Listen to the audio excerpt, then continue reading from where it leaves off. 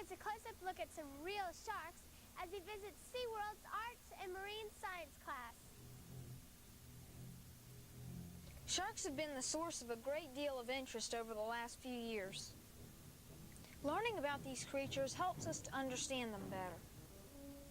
SeaWorld has an unusual type of art class to aid in the understanding of marine mammals. It's called Art and Marine Science. Week you're gonna meet some creatures from the sea. You're gonna learn about sea lions and take it from me. You are gonna have a real good time. But there's just one thing that you cannot do, and although you'll get to see Shamu, you ain't gonna see no kangaroos. A lot of things that happened in that movie used props. And a lot of what you saw on screen didn't actually happen.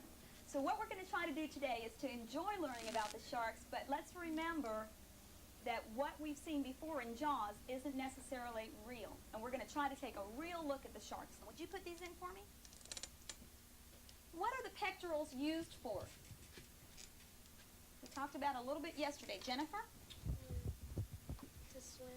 Okay, something important that they do while swimming. Mark? To guide them. To guide them and to steer them. What were the dorsals used for? Do you remember that, Mark?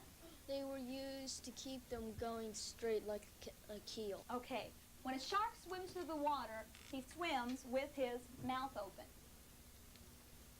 Okay, that doesn't sound very good to us, does it? But remember, is his mouth connected in any way to lungs or anything like that? No. The way ours are? What would happen if we swam with our mouth open?